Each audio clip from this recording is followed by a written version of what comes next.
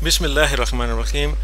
Today's topic is about the role of temperature on plant growth. So, as I previously mentioned, that there are four primary factors that affect plant growth. Among these include light, temperature, water, nutrients. आज का हमारा topic temperature के बारे में है. हम temperature के effect को डिटेल में समझने की कोशिश करेंगे towards plant growth and development. So temperature influences most plant processes including photosynthesis, respiration, transpiration, germination and flowering. Temperature जो है इसका बहुत ही बुनियादी, इसका कलीदी किरदार है जो है मुख्तलिफ ये प्लांट की प्रोसेसेस को ये कंट्रोल करता है. और मेनली जो उसमें शामिल हैं वो कौन कौन से हैं? फोटोसिंथेसिस, जिसमें खुराक पौधा बनाता है पत्तों में, फोटोसिंथेसिस, ट्रांसपायरेशन, पत्तों से या पौधे से पानी का एक्स्ट्रा पानी का इखराज, ठीक है, ये कूलिंग इफेक्ट देता है पौधे को, हीटअप से बचाता है. रेस्पायरेशन जो है खुराक की तोड़ फोड़, ठीक है, और जिससे एनर्जी डेवलप होती है, प्रोड्यूस होती है, पौधा उसको यूटिलाइज करता है फर्दर ग्रो करने के लिए. Germination and flowering and etcetera. As temperature increases up to a certain point, photosynthesis, transpiration and respiration increase. Generally ये देखा गया है कि जी टेम्परेचर में इजाफे के साथ अप टू सर्टेन पॉइंट, ठीक, depend upon the plant species, the rate of photosynthesis, transpiration and respiration also increase. When combined with day length, temperature also affects the change from vegetative to reproductive flowering growth. जब temperature का effect जो है day length के साथ मिल जाता है, in my previous lecture I already discussed about the role of day length, ठीक है. लेकिन जब डे लेंथ के साथ साथ टेम्परेचर की कम्बिनेशन जो है वो भी जो है असर डालती है पौधे की transition from the leafy stage to the flowering stage, from the vegetative to reproductive stage. Furthermore, depending on the situation and the specific plant, the effect of temperature can either speed up or slow down this transition. ये जो transition है from the vegetative towards flowering जो है ये slow down भी हो सकती है और ये speed up भी हो सकती है based on the effect of temperature. One of the very most important point I would like to highlight here is that temperature is sensed by nearly all parts of the plant. ठीक है, temperature को पौधे के तमाम जो जुज़ हैं वो detect कर सकते हैं. लीफ है, स्टेम है, रूट टिप है, एटसेट्रा. और लाइट जो है on the other hand, light को पौधे के सिर्फ और सिर्फ ग्रीन जो एरियाज हैं वो डिटेक्ट कर सकते हैं जिनमें लीफ है और ग्रीन स्टेम्स हैं, तो वो उनको डिटेक्ट कर सकते हैं. तो ये फ़र्क आपको वाज़े होना चाहिए. Next, now I would like to go into the details of the what are the particular effects of temperature on plant growth, ठीक है. और तो among these first of all germination, ठीक है. Germination is also one of the most important growth process.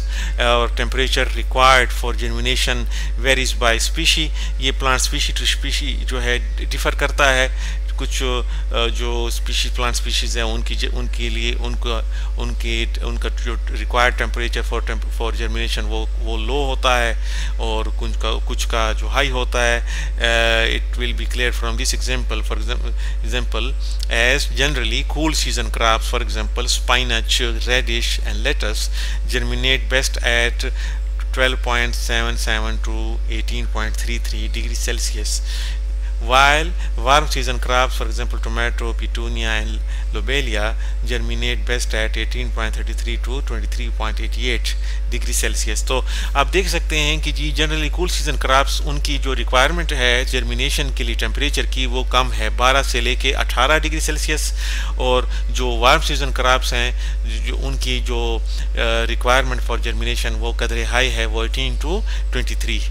तो जो है temperature really plays an important role in the germination of plants. Next, canopy development. Canopy development क्या है? Canopy development is basically the combination of various plant organs, including or processes, including leaf area, including leaf number of leaves, size of leaf, and the combination of both of these result into leaf area, number of branches. तो ये तमाम मिलके canopy जो है को create करते हैं, development of canopy होती है। जितनी ज़्यादा कैनोपी होगी उतना ही ज़्यादा समझ लें कि ग्रीन पोर्शन होगा पौधे का। और इसकी मिसाल बिल्कुल इस तरह मैं देता होता हूँ जिस तरह सोलर पैनल हैं, जितने ज़्यादा सोलर पैनल होंगे उतने ही ज़्यादा जो है लाइट की इंटरसेप्शन जो है पौधा करता है और बदले में खुराक बनाता है। और चूँकि सनलाइट कैप्चर होने के बाद जो है फोटोसिंथेसिस का अमल बेहतरीन होता है और पौधा उसको यूटिलाइज करते हुए इंटरसेप्ट लाइट को यूटिलाइज करते हुए खुराक बनाता है, ठीक है, जिससे यील्ड फॉर्मेशन होती है। सो temperature is the dominant environmental factor influencing the development of leaf. ये जो कैनोपी डेवलपमेंट है, और कैनोपी बजाते खुद जो है वो जो है डेवलप होती है या बेस्ड है ऑन द बेस्ड है नंबर ऑफ लीव्स और लीफ एरिया के। तो इन दोनों प्रोसेसेस पे, डेवलपमेंट ऑफ लीव्स पे या फॉर्मेशन लीव्स पे टेम्परेचर बड़ा बुनियादी किरदार अदा करता है। इस फिगर से आप इस चीज़ को अंडरस्टैंड कर सकते हैं। इस फिगर में जो है एक्स एक्सिस पे टेम्परेचर है, डेली एवरेज टेम्परेचर है एयर का, और वाई एक्सिस पे नंबर ऑफ लीव्स हैं पर प्लांट पर डे। एक लिहाज से ये लीफ फॉर्मेशन रेट है, ठीक है, रेट ऑफ लीफ फॉर्मेशन है कि जी एक दिन में कितनी रफ्तार से पत्ते पैदा हो रहे हैं। आप देख सकते हैं कि जी के एक खास टेम्परेचर की हद तक ये रेट जो है बड़ा ये लीनियर है और उसके बाद फिर डिक्लाइन होती है।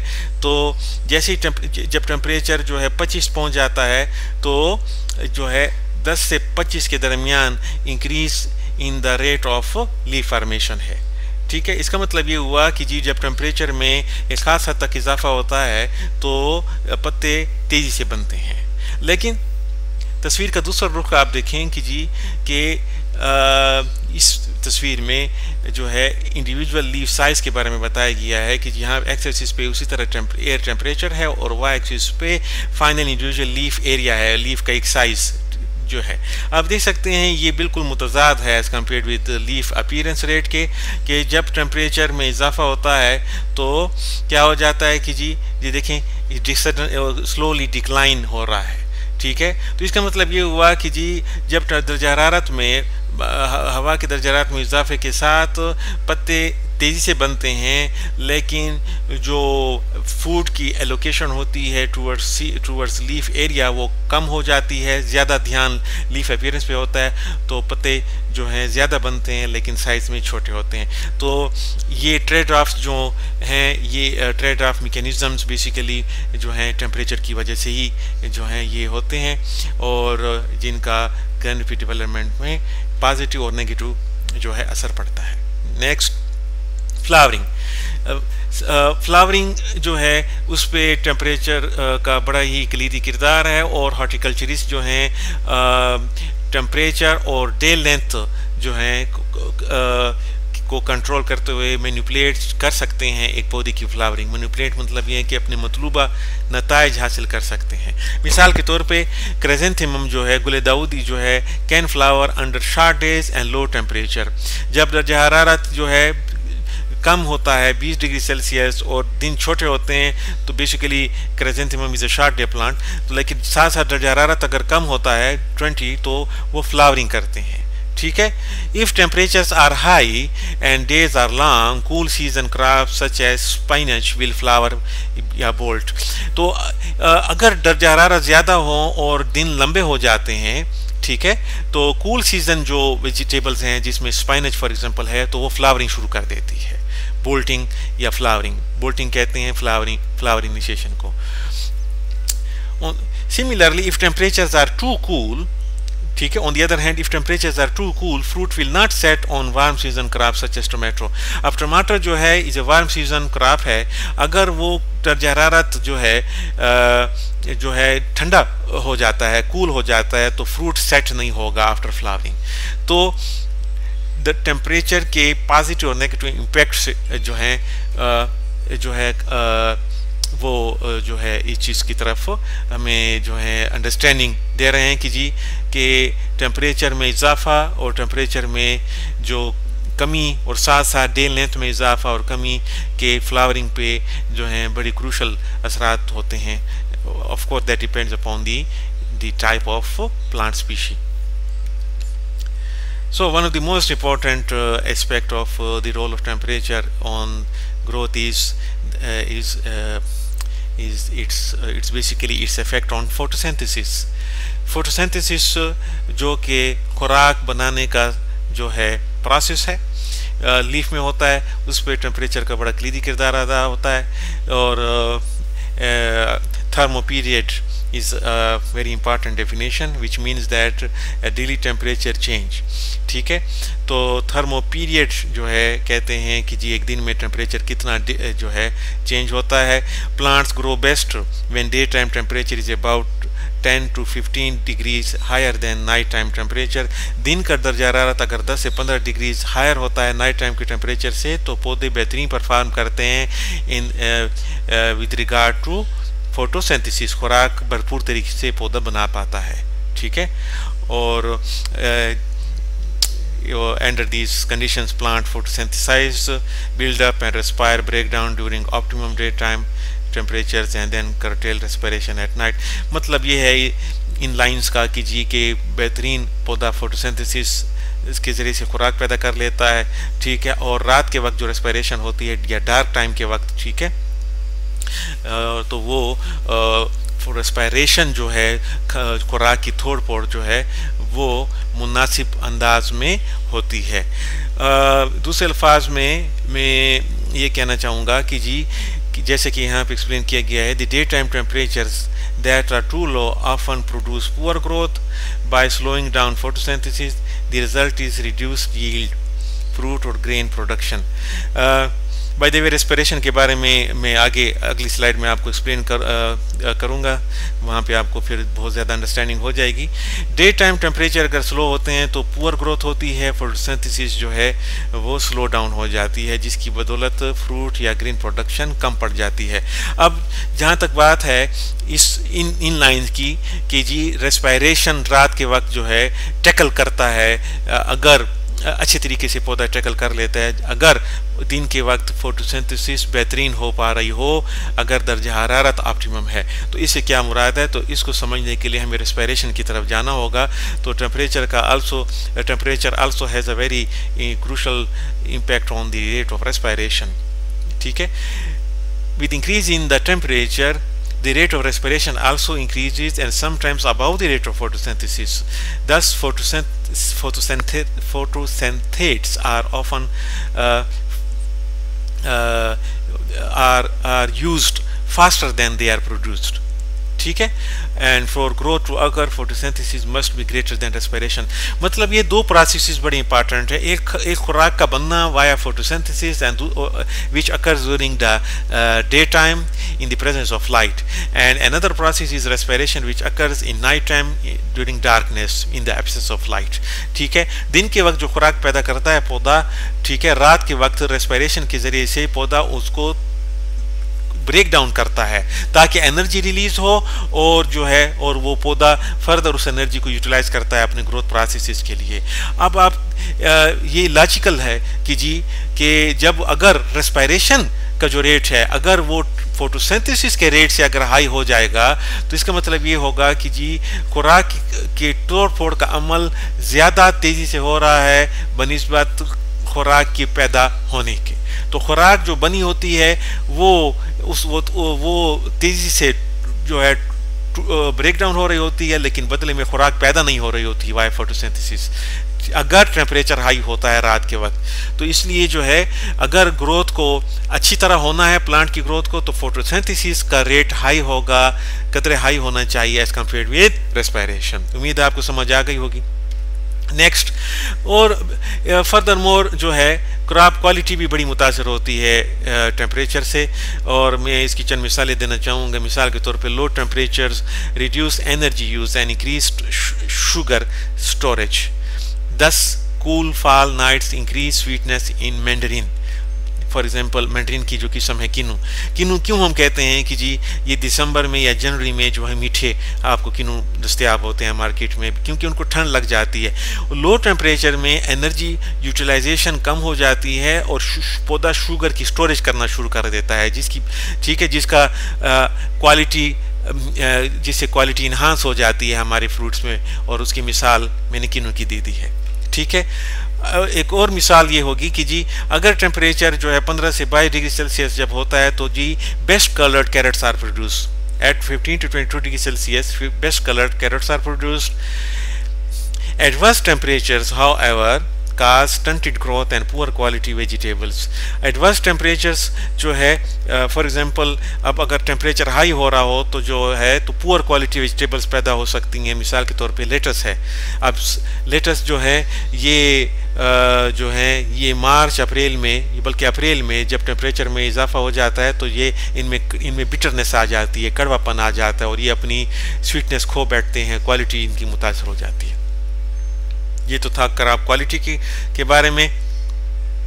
और टेम्परेचर का कलीदी किरदार है breaking the dormancy. Some plants that grow in cold regions need a certain number of days of low temperature.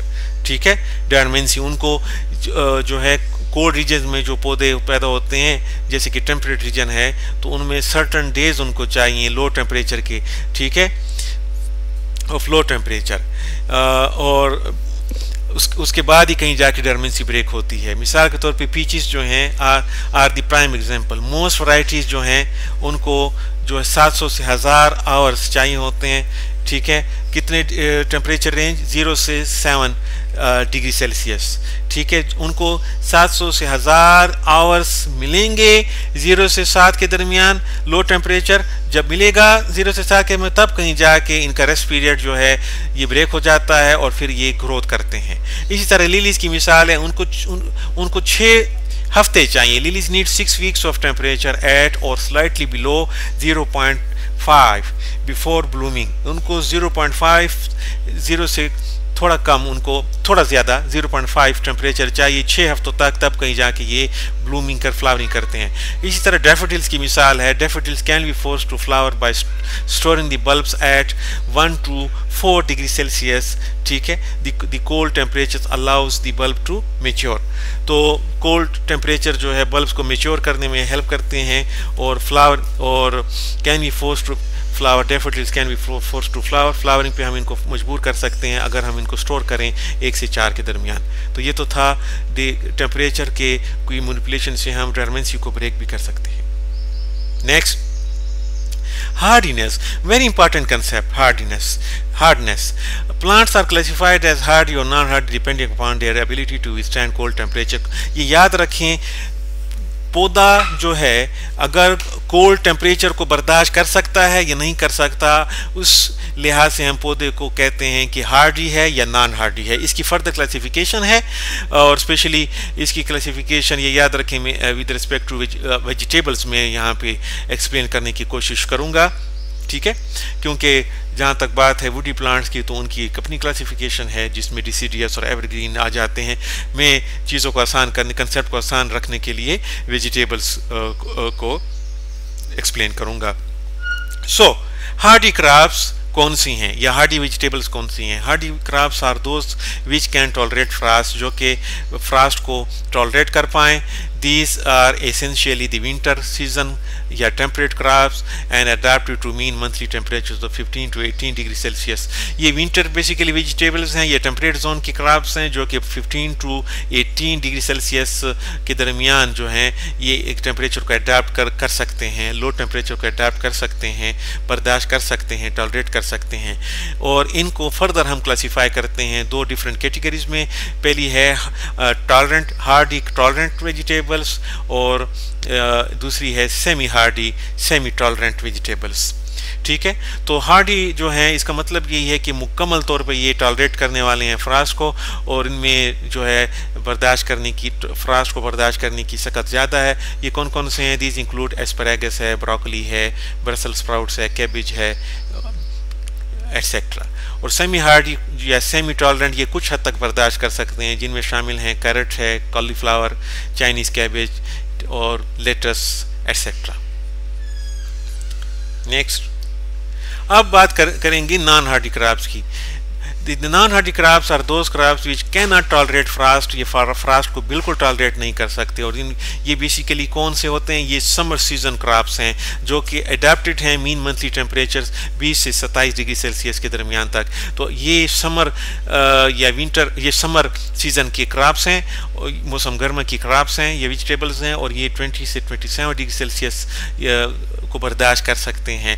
तो इनका जो टेम्परेचर को बर्दाश्त करने की रेंज है वो हार्डी क्रॉप से हाई है, लेकिन ये फ्रास्ट को बिल्कुल टॉलरेट नहीं कर सकते। तो इनको फर्दर सब क्लासीफाई हम करते हैं। तो सब क्लासिफिकेशन में एक पहली कैटेगरी है टेंडर या सेंसिटिव वेजिटेबल्स, और दूसरी है very tender very sensitive vegetables. Sensitive से मुराद ये है कि फ्रास्ट को बिल्कुल टॉलरेट नहीं कर सकते। तो ये कौन कौन से? These include chili, tomato and sweet corn, snap bean etcetera. और वेरी सेंसिटिव वेजिटेबल या वेरी टेंडर जो कि बिल्कुल नहीं कर सकते, ठीक है, और सेंसिटिव कुछ हद तक कर सकते हैं, लेकिन वेरी सेंसिटिव तो मामूली से भी फ्रास्ट के असर को बर्दाश्त नहीं कर सकते। और इनमें कौन कौन से वेजिटेबल शामिल हैं? Okra, egg plant, bell pepper, chili, cucumbers, sweet potato, yam, etc. Now I come to the final phase of this lecture, or to introduce you about the 3 cardinal temperatures.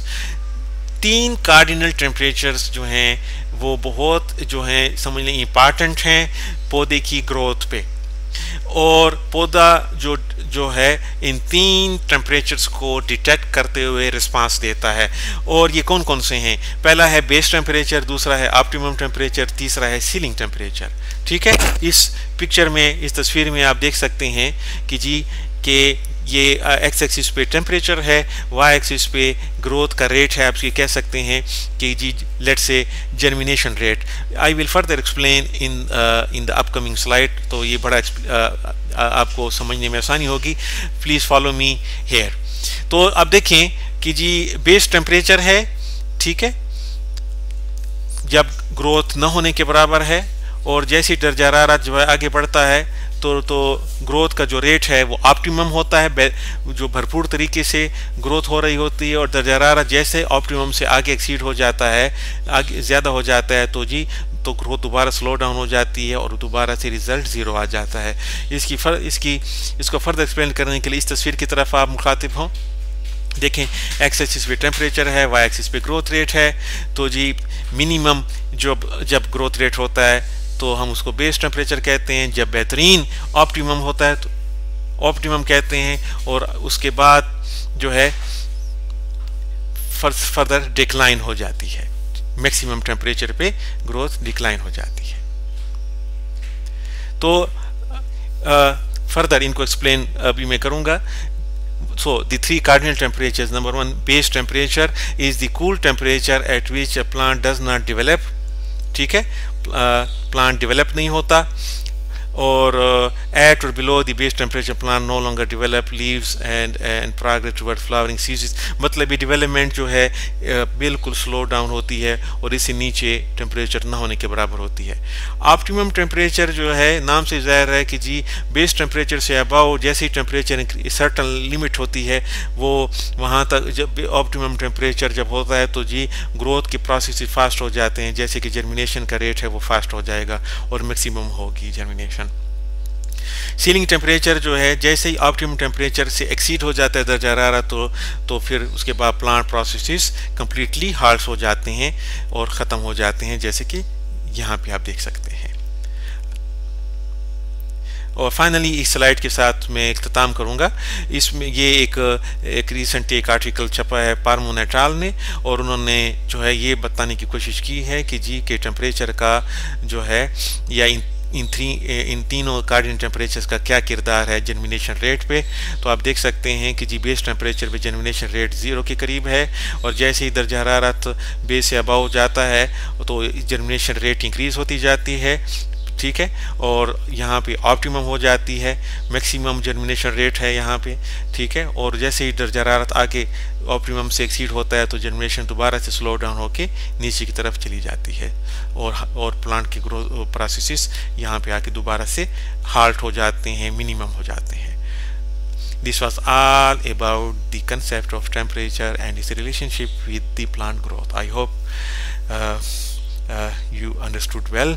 If you have any questions, please ask me via emails. Thank you so much.